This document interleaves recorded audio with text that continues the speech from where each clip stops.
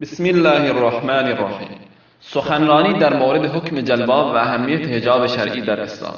موضوع این جلسه آرایش زنان و شرایط آن طبق شرع اسلام. سخنران استاد بزرگوار حافظ امان الله خند یلمه. Bu qismatda musulman doğullum zenananın arayış etmekinin hakkında bir muhtar görünmeliyetim var diye. Musallimen ki zenana ödünü arayış etmekliğe İslam icazet veriptir. Bu bir kişinde katı bir zenana bir sogap var.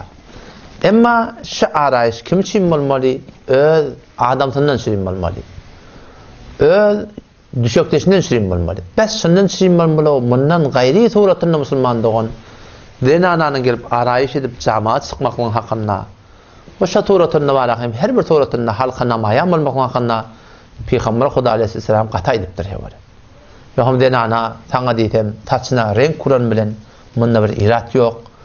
O sana diyetem engegünden ya deferaçıkten ya eterağından ya bir erkadan murtsayından oyanmayan erkelilerde oyanmayan malahim avnurarak kıl çıkanla onu ayırmaklıkta bunda da bir irat yok. Elbette karşı elle girmeklik haram da ve hiç ondan elle girmeler.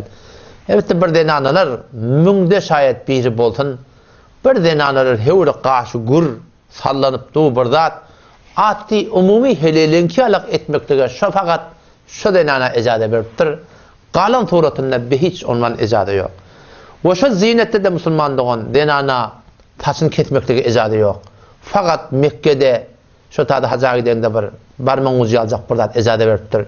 Ya berde de bir mutakassis tevip bir zat bolup da bir doktor bolup da bir saçını muhura çişiye bir zat ettiye sana şu miqdar ketmekliğe icade deyte.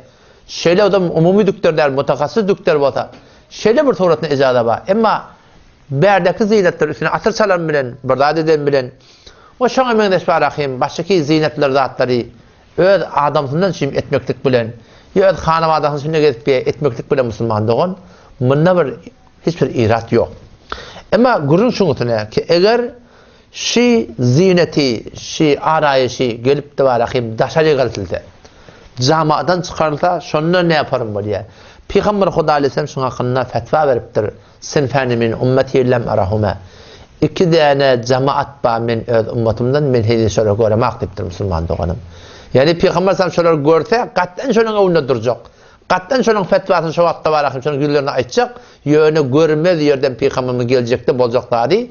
Allah'ın beren marahim agahiyeti bilen ummatına haber veriptir musulman doğan ki iki cemaat ba men ummatimden şoları göremek. Lem arahuma la yedhulnal cennet ve la yecidna rihaha ve inna rihaha la tujadu min masiratin kada ve kada ev kema qala aleyhissalatu vesselam olar cennete girmerler cennetin iti de şolan burnuna hakmar dedi diye cennetin iti 5 yıllıklardan geliyor emma şu bir iki tane qeşir cemaat ba insaniyetta şu musulmanların içinde şolar cennet atlan iti de şolan burnuna haksak geldi kim olar ya Resulullah bir erkek adamlardan ki ellerine olan kamçı olacak, sığırın qoruğu yalak, zalim adamlar, ne yaparım zulmet diyorlar Allah biliyor. Bir insanlardan şeyli bir adamlar olacak. Bu zamanın kalam hutkarda olamalı, çıda kalam hakkına hakatık görüyorlar. Şu tuğratında, bir zaman heleylerden olacak. Onlar ne yaparım olacak ya Resulullah? Kasiyatun, ariyatun, mailatun, mumilat. Denanaları ki, könüğüba, yalanaç, meylettiriyelle diyor. Taşları olacak, öyle diyen urkacıyalak, diğerinde ma tüngürtük koyarlar, şular cennete de girmer, cennetin iti burnu hakmar. Könüğü ba, yalanaç, yuğucuk, anırt verdi görünüptü. Könüğü ba, kalın, dar, büyük çıkı görünüptü musulman doğun. Könüğü ba, yöne yüze çıkacağım adı getip Könüğü ba, şu tuğratında var ama hecab-ı İslami'nin rayet eden musulman doğun. Könüklü yalanaç deyiptir Peygamber Huda Aleyhisselam. Ne mi deyiptir şular? Meylettiriyerler diye musulman doğun. Tabi şu daydan marahim meylettiriye deyişin görende her kim marahim musulman doğun sadıgana ölme bilen sadık bolaydı. Mümkürçülün gurrunda biz erkadan biz ölme tanıyar. Ten sadıgana ölün gözde. Keten Türkmen egmaşike şuun kun gelip bir camiada şun fakat alamululuğunun öl sana meylettiriye. Avadallığının öl sana meylettiriye. Celbab bolmalı defeden yek renk bolmalı, qara bolmalı, qoňur bolsun, haýty bir renk bolsun. Emma celbab bolmasa meylettiriye. Aya zenana yüzünü camada açık gelenine meylettirmeyen. Zenana'nın inka odan yerini yeremek. Yüzü değil mi? Meylettiriyor Müslüman doğan. Yüzün açık gelmeklik Peygamber'in saydanın üstüne giriyor. Türkmen köynek bilen camada gelmeklik barakim nemet diye. Şunu barakim insanı meylettiriyor. Vagiyet bir iktisadaki camada bir görüp doğdu. O tabi şatayda Müslüman doğan şun hakkında necat neyme biz hemmecimiz İslam'a karşıyız. Doğru Kur'an'ın ayetlerini öğrenmeli. O da neyme? Celbab giymeli. Celbab neyme? Öğrekte inşallah hakkında oturunda görün eder. Celbab bir puşeşi ki kellen defetinden ta topu gelince 50-50'lik olmalı, yüz örtülü olmalı, bir göz görmeklik ecadı var. Yol görmeden şeyim, yok da neyme diye, iki gözünü ört diye, önden perde et diye, ya yağlık et diye, şarkını eterek et diye, eterek edip, neyme diye yol gör diye, iki göz bilen, iki göz de görünen Müslüman. Tenha yolu şunşi. Onun için taydın mı? Kadim çeşevi ki Türkmenlerin ahına bağımlılık Müslüman doğan, ol Türkmenin ferhengide. Ya Kızıl Doğan iki erkek adamlarımız gelmişik Türkmenin ferhengide. Belki şey Kur'an'ın ferhengi. Belki şey İslam'ın ferhengi. Ama bu teessüfane kıyınansak da şunu biz ellen verdir. Şimdi barayla eski gururumda, başka gururumlar soram eder. İşte bir denanayı ki geliye ödünü cama'a zinet bilen çıkıyor, yüzü açık çıkıyor, halkı meylettiriyor, ona bana bedenmeden yüzü gözünden renk çalıp, zat çalıp, kerem çalıp, sana diyeyim atır çalıp, o camiada gelip de var ahim şufurutuna aylanıp gelip yerler, Peygamberimiz hakkında ne emrediptir. Peygamberin kefine kulağı. Bir de ki imanımız ve Allah Resulü'ne kıyamata, o da Peygamberimiz hakkında ne emredip Müslüman doğanım. Hadis-i yankı Seyyid Tirmizi'de geliyor, celdiye Seffe-i Selsiyon ruhuna geliyor, Methalur rafileti fi zine fi gayri ehliha, ol bir denananın methali, ki öd ehlinden gayri, öd adamından gayri adama zinetleniye, avudallaniye, öd halal yerinden maşerik zinetleniye, mehremiden, namehremden şimdi zinetleniye, camiye çıkıp ona bana varahim zinetleniye, ki varahim halka görneyin, halk beni gözletin, halk bana at takmasın, halk bana falan diyemesin deyip halka zinetleniye, Peygamberimiz kemetelle dolmetin yevmel kıyame la nura leha. Şol eyni kıyametin bir qap qaranqısı hiçbir nuru yok. Şicre bir xatarnak da Müslüman doğun. Kıyamet gün bolanda bir qap qaranqılıklar bolacak. Şol ona bana zinetlenip de camiada gezmeklik awadan köynekler bilen bedune celbab, yüzün açık, darang diýilen köýnek, üstüne atır çalıgly, o taýdan metik burada çalıptır, yüzü göz marahyn sorkap bilen bir urupdyr. Qarşında ona zinetlenipdir. Şol Peygamberimiz eyni şu turatında kıyametin var hem qapqaran qiyalık deyip. Ondan sonra Sahih İbn Huzeyme'de hadis geliyor. Eyyuma imra'atin ista'tarat femarad ala qawmin liyajidu rihaha fehiye zaniyetun. Hayth bir denane ki üstüne atırtasın. Atır çalıya ki halk men ihtimaldır. Halk men üstünden paladadın eti gelmeye, atırın eti geliyor. Atır çalıp da dışarı çıkıyor. Başka adamdan da var ahim şon eti, şon burnuna deyiptir. İt var ahim burnuna geliyor. O şey denanın üstüne çalınan etten, Peygamberimiz fehiye zaniyetun, şedeley zinakar, şeheleyi zinakar deyiptir Peygamberimiz. O tabi şu tayyda da Peygamberimiz neyme fetva veriyor Müslüman doğun. Ona ve kullu aynen zaniye, her bir gödiyem ki şonu ödüye, o da zinakar deyiptir Müslüman doğun. O tabi şu tayydan, yani Peygamber Huda Aleyhisselam'ın aydan kefi, ne kadar bir muhim dağıt.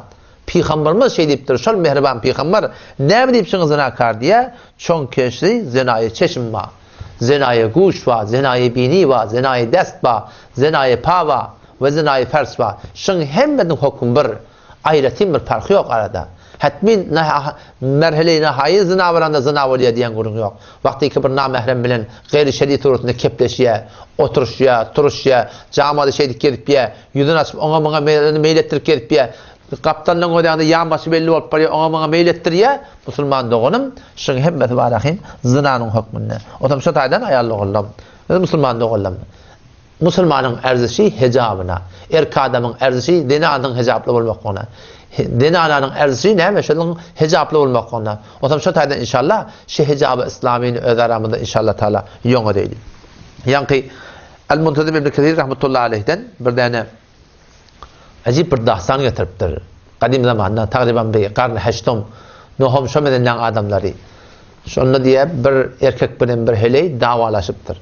Yüz açık gedmeliyen gurun bir 200 il ber tafalığı şey. Ferhangi garbın üstünden. Avval yok da Müslüman doğulu bile. Bir erkek bilen bir heleyi dava düşü aralarına. Nihayetten o denana öz adamsından mehri muaccelmiştik, vaktlimiştik, hakkını tiliye, ol mehriyetini tiliye, ona haytan bile datka varma oluyarlar, datka iyi vakta, datka da kızavet etti barakim bulurda şayetçilik alma oluyarlar. O zaman şondan gazi vaktiki pervenden berisiyet yadat etiye. O zaman nihayetten hukm verme oluyor denanan nefine. Denanan nefine ve erkadam şonda 500 dinar sekkeye tala şol denana vermelimiştik. Şonun mehriyetinin kıbalına. Şonda denana hakdar bolup erkadama mahkum bolup şu denana barakim pulu vermelet yerli. Yani gazi bir kefayet diye. Näme diye? Eger men ketene hukmetçek ýöne bir şerti bar, ýüzüň açmaly, kömen sen göreýin, teň denananyň bileýin, şahadatyň bir ödü uğru bar. Ýüzüň aç, men teň göreýin denananyň, otam men ýa başarjak ketene hakyny gazabat etdi barahim, imda etmekdige. Şeýlem hawa denana açmaky erkadam aňyrdan gyýyrdy. Janaby gazi, denana ýüz açmak gerek diýdi. Men şoň mehriyetiniz kamil näme diýýär bermeklige teýýar diýdi.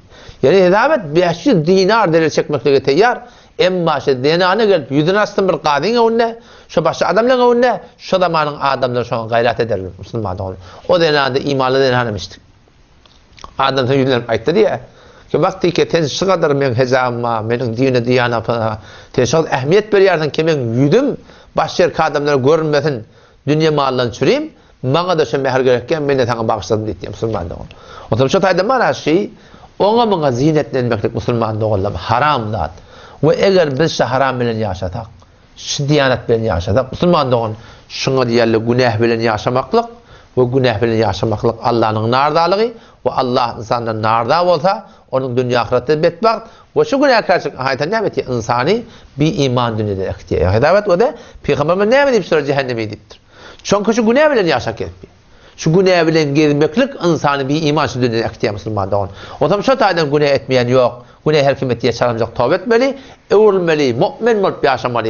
Müslüman bilen müminde bir fark var. Müslüman yerler, adı Müslüman günah bilen gidiyor. Ona tadamani kayyet çektanaydı, bıdatla neyme deyip inkar ettiye Müslüman neyliye. Emma mümin, tadamani ki inkar ettiye. Ama mümin yerler ne böyle? Mümin yerler günah bilen gezmeye. Günah ettiye, iyiliğine tövbe ettiye. O zaman şu taydan, eğer Allah'ın mededini, nüsretini öde yaşayışımıza getirecek olsak, mümin olup yaşayla inşallah. Allah benim peygamberim neyme deyiptir. Adacık yaşayış 5 yıllık dünya, bu dünya yüzüne gülümdür. Cefatı köp bolup ahir zulümdür. Her näçe yaşatan ahir ölümdür. Amalat can tele mihmandır. İlerlekem dar çukura tallacaklar, elçecekler, koyacaklar, ağaç ata mindirteler, tallacan mindirecekler, bar yoklardan alqacaklar, ağaç ata mindirteler, gelmedi yola gönderteler, karanqı kabra indirteler, ne çek geçer halan tele. Bizim günümüz ne yapılır şurunu? O tadı doğundan, kardeşten, hissattan peyda yok. O tadı ebedi yaşamalı cennetten bir bağ olsun inşallah Teala. Şu tadı inşallah hicabımda, dadımda kaimdir öyle. Mabada kabra giremizde o tadı vallahi orada yaptırın, o at bulamını Huday takkatın. Vesselamu aleyküm ve rahmetullahi ve berekatuhu.